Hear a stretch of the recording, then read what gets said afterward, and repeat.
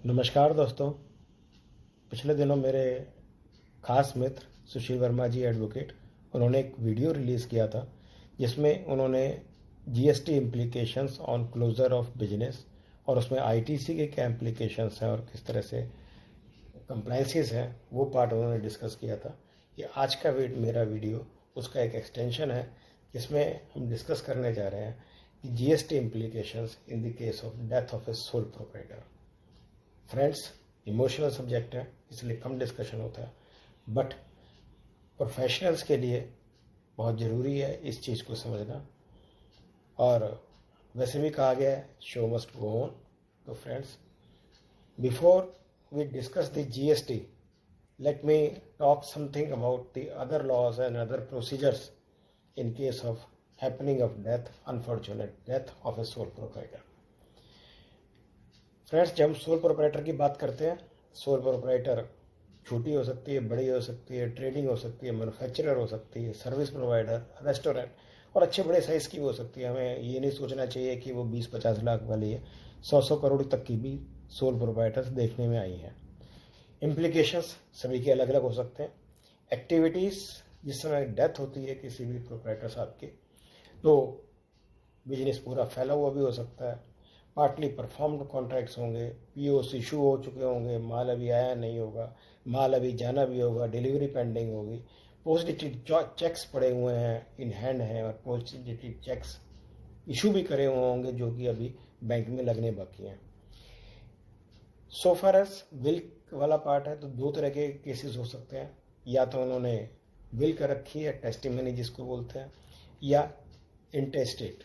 इंटेस्टेट में कोई valid will नहीं है तो प्रोप्राइटर साहब बिना कुछ कहे सुने लिखे पढ़े वो सब चले जाते हैं। देन थोड़ी सी पोजीशन और कम्प्लेक्स हो जाती है। तो बेटर यही रहे कि विल लिखी हुई हो, विल नहीं होगी तो फिर ये जो कम्प्लेक्सिटीज़ हैं वो हम थोड़ा सा हाईलाइट कर देंगे अभी बीच में। फ्रेंड्स, हर एक प्रोप्राइटर का फैमिली कॉन्स्टिट्यूशन भी डिफरेंट होता है।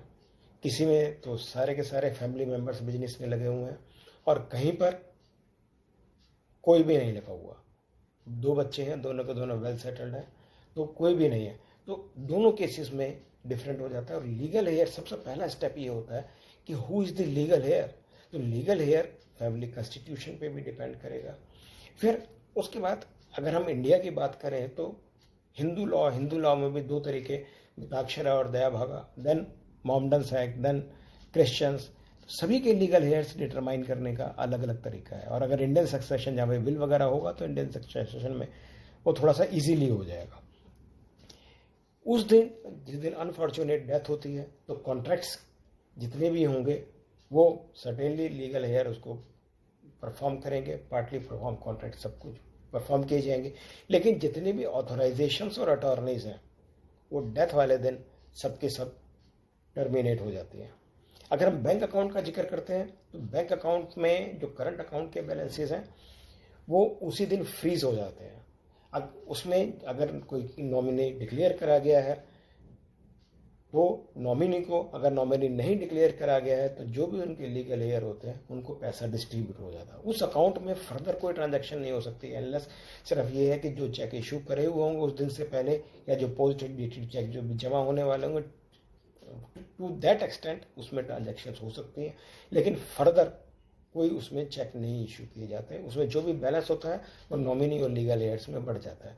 तो सोल प्रोप्राइटर साहब को जो नए आते हैं, जो लीगल हेयर आते हैं, उनको नया अकाउंट खोलना होता है और नए अकाउंट में ही वो अगला अपना बिजनेस कर सकते हैं। अगर सीसी लिमिट हो गया या टर्म लोन है तो बैलेंसेस रिकॉल हो जाते हैं और फ्रेश लिमिट इशू होती है based upon the financial capacity and strength of the legal heir. तो ये कुछ पॉइंट्स थे जिनको मैं हाईलाइट करना चाहता था। इनको मेरे हिसाब से हर एक सोल प्रोप्राइटर साहब को इसमें शाई नहीं होना चाहिए, इसे डिस्कस करना चाहिए, अपने लीगल कंसल्टेंट से डिस्कस करें और कुछ ना कुछ एक ऐसा प्लान करें जिसमें आगे वाले अगर अनफॉर्चुनेट कुछ भी होता है तो उस केस में लीगल हेयर्स को कम से कम प्रॉब्लम हो। फ्रेंड्स, इसके बाद मैं जो थोड़ा सा ये हाईलाइट करने के बाद जीएसटी को कवर करते हैं। जीएसटी में क्या क्या इम्प्लीकेशंस हैं। जीएसटी में अगर हम देखें तो चार तरह के सिनेरियो हो सकते हैं जिस समय डेथ होती है। एक सिनेरियो तो ये होता है कि उनके लीगल हेयर्स बिजनेस को कंटिन्यू करना चाहते हैं। दूसरा सिनेरियो हो सकता है कि लीगल हेयर्स बिजनेस को कंटिन्यू नहीं करना चाहते हैं, वो उसे एकदम क्लोज करना चाहते हैं। तीसरा सिनेरियो हो सकता है कि बिजनेस को कंटिन्यू नहीं करना चाहते हैं, लेकिन बिजनेस में उस दिन में इतने सारे पेंडिंग काम होते हैं, पेंडिंग ऑर्डर्स होते हैं, इतना स्टॉक है, उन सबको लिक्विडेट करने में, वाइंड अप करने में बिजनेस को टाइम लग जाता है। It may take 6 to 12 months। तो उसके बाद वो अल्टीमेटली क्लोजर हो जाता है। और चौथा केस ये होता है कि जहाँ पे कोई लीगल हेयर है ही नहीं, या लीगल हेयर बिजनेस को इनहेरिट नहीं करना चाहता। तो ये चारों सर्कमस्टांसिस में जीएसटी के क्या इम्प्लीकेशंस हैं, हम एक एक करके डिस्कस करते हैं। सबसे पहले हम लेते हैं फ्रेंड्स कि जहाँ पर बिजनेस उनके लीगल हेयर्स कंटिन्यू करते हैं, तो हमारे पास प्रोविजंस हैं सेक्शन 22 सब सेक्शन 3, जहाँ पे कहा गया है कि इन केस ऑफ ट्रांसफर और सक्सेशन, जो ट्रांसफर ही हैं, जो भी लीगल हेयर हैं, वो जिस दिन डेथ होती है उस दिन से रजिस्ट्रेशन के लिए लायबल होंगे। तो यानी कि अगर डेथ मान लीजिए 1 जून को होती है, तो लीगल हेयर को 1 जून से रजिस्ट्रेशन लेना पड़ेगा। तो ये हमारी पहली कंडीशन है। और सारा का सारा जितना भी प्रोविजंस है वो इसी के इन्वॉल्व होते हैं कि लायबिलिटी जो पुराने जो सोल प्रोप्राइटर के जो डिसीज पर्सन की है वो टर्मिनेट हो जाती है डेथ के साथ, और लायबिलिटी क्रिएट होती है from the date of death of the legal heirs of की लायबिलिटी स्टार्ट हो जाती है। तो सबसे पहला स्टेप क्या है? सबसे पहला स्टेप इस डायरेक्शन में ये है कि जो भी लीगल हेयर हैं उनको ऑथोराइज सिग्नेटरी बनना पड़ेगा। डेथ तक जो ऑथोराइज सिग्नेटरी थे वो प्रोप्राइटर साहब खुद ही थे, लेकिन डेथ के बाद आगे जितने भी काम होंगे, जितने भी जो पेपर साइन होंगे, जितने भी होंगे, सभी कुछ तो वेरिफिकेशन और सिस्टम इलेक्ट्रॉनिक है। तो सबसे पहला काम है कि ऑथोराइज सिग्नेटरी बनना। अगर legal heir already authorise signatory है तो फिर इस स्टेप की जरूरत नहीं है।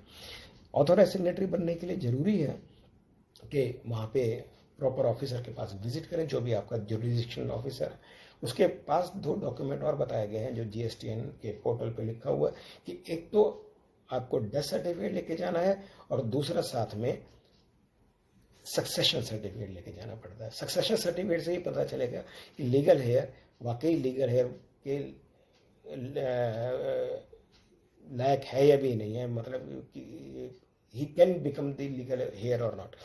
तो this is the first step. Second step वो होगा कि from the date of death within 30 days legal heir साहब को नया रजिस्ट्रेशन लेना है। अगर लीगल हेयर साहब के पास एग्जिस्टिंग कोई फॉर्म है जो कि ऑलरेडी रजिस्टर्ड है तो इस स्टेप की भी जरूरत नहीं है, उसी नई एग्जिस्टिंग फॉर्म में ही बिजनेस ट्रांसफर हो सकता है। लेकिन अगर रजिस्ट्रेशन नहीं है तो विद इन 30 days उनको नया रजिस्ट्रेशन लेना पड़ेगा, रीज़न लिखना पड़ेगा, डेथ ऑफ द प्रोप्राइटर, और उसमें जो भी डॉक्यूमेंट्स आप अपलोड करेंगे उसमें उन डॉक्यूमेंट्स के अलावा डेथ सर्टिफिकेट को भी इनक्लूड किया जाएगा। थर्ड स्टेप फ्रेंड्स आता है transfer of input tax credit. GST हमें बेनिफिट देता है सेक्शन 18, जो कि कहता है कि इन केस ऑफ ट्रांसफर ये जो आईटीसी का बैलेंस है ये सक्सेसर के नाम पे ट्रांसफर हो सकता है। फ्रेंड्स पहले इसको बता दें जरा, इसमें यहाँ पे एक बात को मैं हाईलाइट कर दूं कि सक्सेशन के केस को ट्रांसफर ऑफ बिजनेस माना गया है। तो जैसे ही किसी की डेथ होती है और बिजनेस टेक ओवर होता है लीगल हेयर से, it is treated as a transfer of business. तो उसको इनपुट टैक्स क्रेडिट का बेनिफिट मिल सकता है। इनपुट का टैक्स क्रेडिट का बेनिफिट मिलने के लिए रूल है रूल 41, जो कि कहता है कि आईटीसी 02 फाइल करना पड़ेगा। एक चीज नोट करें फ्रेंड्स, आईटीसी 02 का डुअल पर्पस है। First purpose is to transfer the input tax credit and the second purpose is to intimate. अगर इनपुट टैक्स क्रेडिट 0 भी है तो भी आईटीसी 02 फाइल करना पड़ेगा। इसके साथ एक सीए सर्टिफिकेट और लगाना है। सीए सर्टिफिकेट में लिखना होगा कि all the assets and liabilities have been transferred. इसकी क्या रीजन है? देखिए फ्रेंड्स, हमारे यहाँ entry number 2 of notification number 12/2017 वो transfer of business as a going concern को एग्जम्पशन देती है।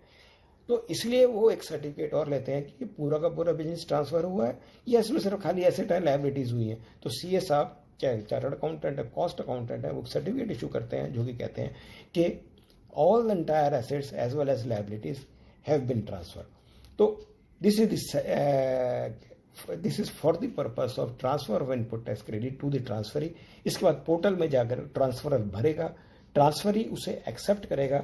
जब इसको एक्सेप्ट कर लेंगे तो उसके बाद सारा का सारा इनपुट टैक्स क्रेडिट ट्रांसफरी के इलेक्ट्रॉनिक क्रेडिट लेजर में दिखना शुरू हो जाएगा। तो फ्रेंड्स, इन 3 स्टेप के बाद last step and fourth step is to cancel the registration of the deceased person.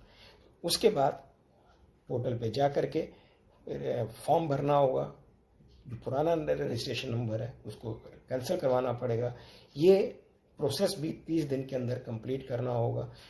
उस दिन का जो भी स्टॉक वगैरह है उस पर कोई टैक्स नहीं लगेगा, क्योंकि ट्रांसफर जब पूरे के पूरे बिजनेस का हो गया तो स्टॉक इनफेक्ट बचेगा ही नहीं। वो सारा का सारा business along with all assets and liabilities have been transfer to the transferee. Therefore there is no requirement to pay and calculate tax on the stock as on the date of death. Then एक final return जरूर file करनी पड़ेगी form 10 में। तो final return भरने के साथ सारा प्रोसेस ये खत्म हो जाता है। तो sir, this was the first scenario. Now we are discussing the second scenario, जहां पर लीगल हेयर उस बिजनेस को कंटिन्यू ही नहीं करना चाहते हैं और क्लोज कर देते हैं। क्लोज करने का मतलब कि जिस दिन डेथ हुई उसके बाद कोई एक्टिविटी नहीं होगा और business will be discontinue and close. इसमें 2 स्टेप्स हैं। First step is to appoint the authorise signatory, जैसे हमने पहले डिस्कस करा। अगर ऑलरेडी लीगल हेयर जो है ऑथोराइज सिग्नेटरी नहीं है तो उन्हें अपने आप को अपॉइंट करवाना पड़ेगा। दूसरा स्टेप ये होगा कि कैंसिलेशन ऑफ रजिस्ट्रेशन। यहाँ पर थोड़ा सा चेंज हो जाएगा कि जब हम रजिस्ट्रेशन कैंसिल की बात करते हैं तो उस दिन तक का जितना भी स्टॉक होगा उस पर टैक्स पे करना पड़ेगा। स्टॉक में include the raw material, finish goods and capital goods and the work in progress. तो सारे के सारे स्टॉक पर टैक्स पे करना पड़ेगा और उसके बाद फाइनल रिटर्न फाइल होगी। तो friends, this was the scenario 2। पहले हमने डिस्कस करा जहाँ पे बिजनेस कंटिन्यू होता है। दूसरा सिनेरियो हमने डिस्कस करा जहाँ पर business close by the legal heir. The third scenario is कि लीगल हेयर बिजनेस को क्लोज करना चाहते हैं, लेकिन उसमें बहुत सारी ट्रांजैक्शंस पेंडिंग है जिसको कंप्लीट करना जरूरी है। तो विच मे टेक 6 मंथ्स और 12 मंथ्स। तो इस लिक्विडेशन के प्रोसेस में कुछ टाइम लग सकता है। तो अगर ऐसी कोई स्टेज है तो पहला प्रोसेस तो यही होगा कि लीगल हेयर को ऑथोराइज सिग्नेटरी बनना पड़ेगा। एंड जब तक ये फाइनली नहीं हो जाता तब तक will be called as continuing the business. तो यानी कि हमारा पुराना first scenario will be applicable. वो लीगल सिनेरियो सबसे पहले अपने आप को ऑथोराइज सिग्नेटरी बनाएंगे, फिर एक रजिस्ट्रेशन लेंगे, रजिस्ट्रेशन लेने के बाद बिजनेस को कैरी करेंगे, आईटीसी को ट्रांसफर करेंगे और उसके बाद कैंसिल करेंगे जब भी उनका सब कुछ एक्टिविटी कंक्लूड हो जाती है। So these are the 4 steps would be followed at that time as if he is continuing the business. इसमें 5th स्टेप एक और हो जाएगा कि जिस समय उनका सब कुछ कंक्लूड हो जाएगा तो वो अपना रजिस्ट्रेशन जो उन्होंने लिया था temporarily for the purpose of all the activity that would also be cancelled. The last scenario would be कि business is discontinued but there is no legal heir. अब कई बार ऐसा भी होता है कि कोई लीगल हेयर ही नहीं है, या लीगल हेयर फॉरेन में सेटल्ड है, या लीगल हेयर उसमें कुछ भी बनना नहीं चाहते। तो उस केस में तो फ्रेंड्स और कुछ तरीका नहीं है, एक ही तरीका है कि या तो विल में अगर लिखा हुआ है कि कौन एग्जीक्यूटर या मैनेजर होगा तो वो आ जाएगा, नहीं तो कोर्ट के पास जाना पड़ेगा, एडमिनिस्ट्रेशन जनरल को अपॉइंट करवाना पड़ेगा, या किसी मैनेजर या रिसीवर को अपॉइंट करके इसको ट्रांजैक्शंस को कंक्लूड करना पड़ेगा और बिजनेस को क्लोज करना पड़ेगा। तो फ्रेंड्स, यहाँ पर ये सारे इम्प्लीकेशंस मैंने जीएसटी के आपके साथ डिस्कस करे। तो प्रैक्टिकली हम अगर मान लीजिए हम इसको जरा हम थोड़ा सा 1-2 लाइनों में अगर इनकम टैक्स से कंपेयर करें तो इनकम टैक्स में प्रोविजंस हैं सेक्शन 159, 161 और 168 में कि डिसीज्ड पर्सन के नाम से भी लीगल रिप्रेजेंटेटिव बिजनेस कर सकते हैं। लेकिन अगर आप प्रैक्टिकली देखेंगे तो बैंक के पर्पज से बिजनेस ऑलरेडी क्लोज हो चुका है, नया अकाउंट खुल चुका है, जीएसटी के पर्पज से ऑलरेडी नया रजिस्ट्रेशन ले चुके हैं। तो even if some other act says business पुराने नाम से कैरी हो ही नहीं सकता। हो सकता है कि इसमें फर्दर फैक्ट्रीज एक्ट में कुछ ईएसआई में पीएफ में भी फर्दर रिक्वायरमेंट हो जो कहते हो कि वहां पर भी इंटीमेशन हो, वो एक सेपरेटली देखनी पड़ेगी। तो फ्रेंड्स, आज का जो डिस्कशन था वो इसी पर था कि GST implication in the case of death of sole proprietor. इसमें मैं थैंक यू करना चाहूँगा मेरे fatherly figure CA KC Gupta ji, बहुत एल्डर्स, बहुत ही सीनियर प्रोफेशनल है। मैं सुशील वर्मा जी एडवोकेट, और मेरे 2 फ्रेंड्स जिन्होंने सक्सेशन से रिलेटेड मुझे इनपुट्स दिए। With this I like to thank everyone. नमस्कार दोस्तों, थैंक यू।